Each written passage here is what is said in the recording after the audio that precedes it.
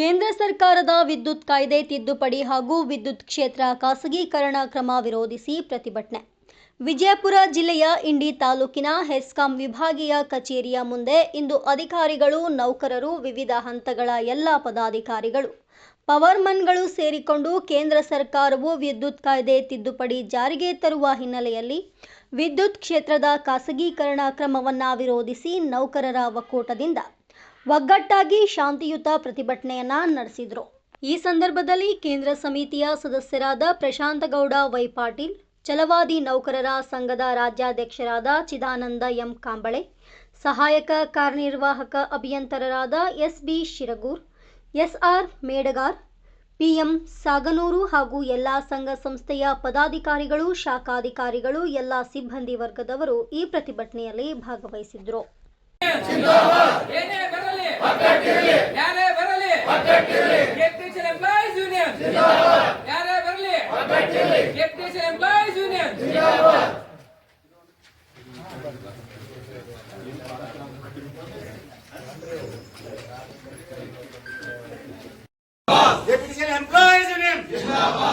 ಸಂಘಕ್ಕೆ ಯಾರೇ ಬರಲಿ, ಏನೇ ಬರಲಿ,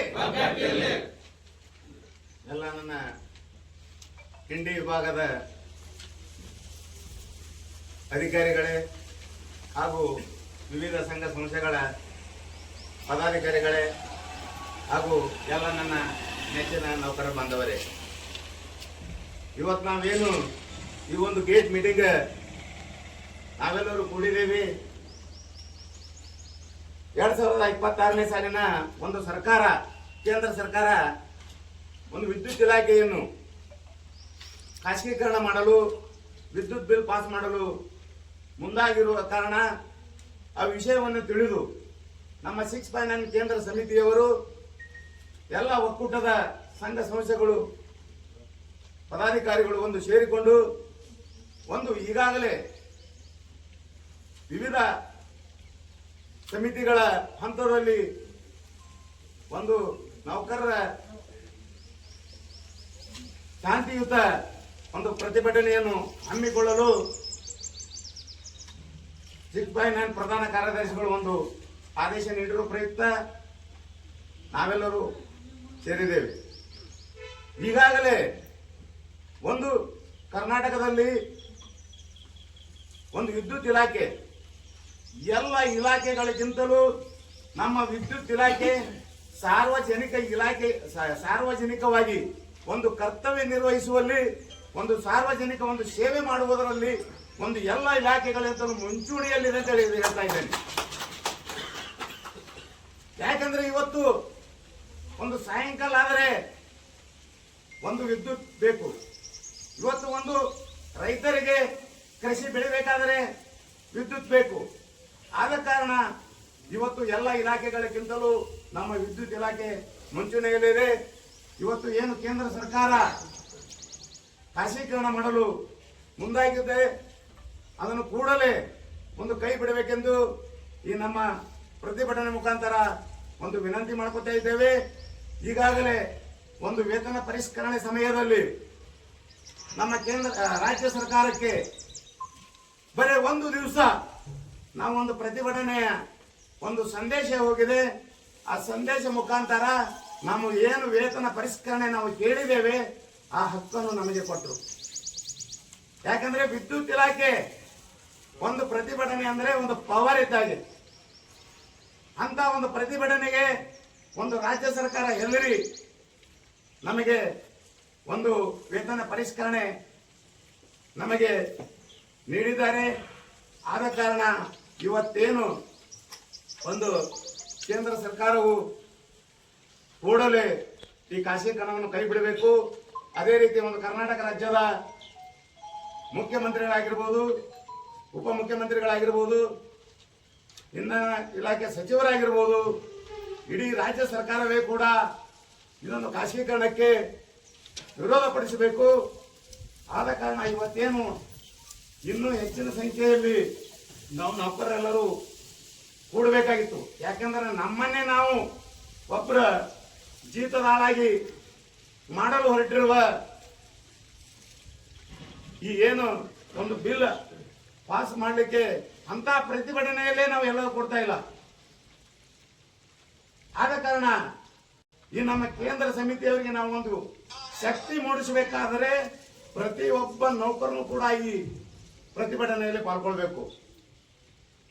ಅದಕ್ಕೋಸ್ಕರ ಕೇಂದ್ರ ಸಮಿತಿಯವರು ಯಾಕೆ ಪ್ರಾಥಮಿಕ ಸಮಿತಿ, ಸ್ಥಳೀಯ ಸಮಿತಿ, ವೃತ್ತ ಸಮಿತಿಗಳಲ್ಲಿ ಒಂದು ಪ್ರತಿಭಟನೆಗೆ ಸೂಚನೆ ಅಂದರೆ ಇದು ಒಂದು ರಾಜ್ಯಕ್ಕೆಲ್ಲ ಇದು ಒಂದು ಸೆಂಟ್ರಲ್ದವರಿಗೆ ಗೊತ್ತಾಗಬೇಕಂತ ವಿಷಯ ಇದೆ. ಮುಂದಿನ ಯಾವುದೇ ಹಂತದಲ್ಲಿ ಒಂದು ಕೇಂದ್ರ ಸಮಿತಿಯವರಿಗೆ ಒಂದು ನಾವು ಇಂಡಿ ವಿಭಾಗದ ಸಮಸ್ತ ಅಧಿಕಾರಿ ನೌಕರ ಪರವಾಗಿ ಒಂದು ಭರವಸೆ ಕೊಡ್ತೀವಿ. ಯಾವುದೇ ಕಾರಣಕ್ಕೂ ನಮ್ಮ ಇಂಡಿ ವಿಭಾಗದ ಎಲ್ಲ ಅಧಿಕಾರಿಗಳು ನೌಕರರು ತಮ್ಮ ಬೆನ್ನ ಹಿಂದೆ ತಮ್ಮ ಜೊತೆಗೆ ಇರ್ತೇವೆ ಅಂತೇಳಿ ಈ ಪ್ರತಿಭಟನೆ ಮುಖಾಂತರ ಅವರಿಗೊಂದು ಭರವಸೆ ಕೊಡ್ತಾ ಇದ್ದೇವೆ. ಇಲ್ಲಿಗೆ ನನಗೆ ಒಂದೆರಡು ಮಾತಾಡಲಿಕ್ಕೆ ಅವಕಾಶ ಕೊಟ್ಟ ತಮಗೆಲ್ಲರಿಗೂ ಧನ್ಯವಾದಗಳನ್ನು ಹೇಳಿಸಿ ನನ್ನೊಂದೆರಡು ಮಾತುಗಳನ್ನು ಜೈ ಹಿಂದ್ ಜೈ ಕರ್ನಾಟಕ.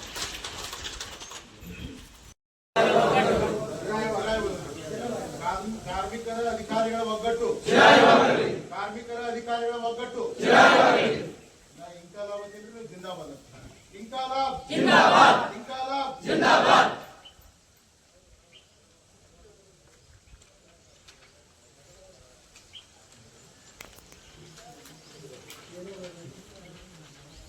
ಉದ್ದೇಶಿತ ವಿದ್ಯುತ್ ಕಾಯ್ದೆ ಬೇಡ, ಉದ್ದೇಶಿತ ವಿದ್ಯುತ್ ಕಾಯ್ದೆ ಬೇಡ, ಉದ್ದೇಶಿತ ವಿದ್ಯುತ್ ಕಾಯ್ದೆ ಬೇಡ.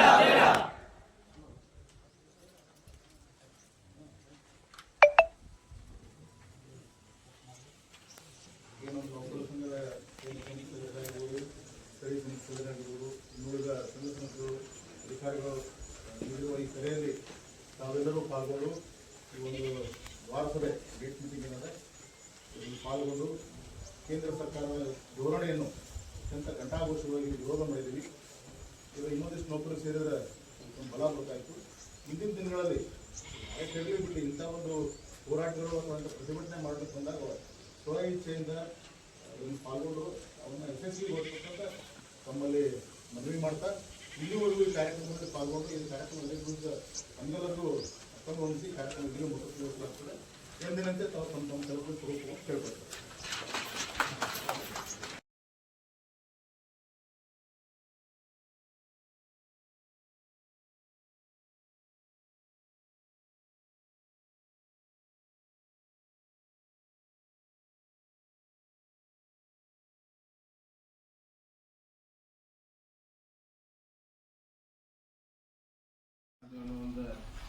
ಒಂದು ಉದ್ದೇಶ ಇಟ್ಕೊಂಡು ಇವತ್ತು ಎಲ್ಲ ಸೇರಿದ್ದೆವು.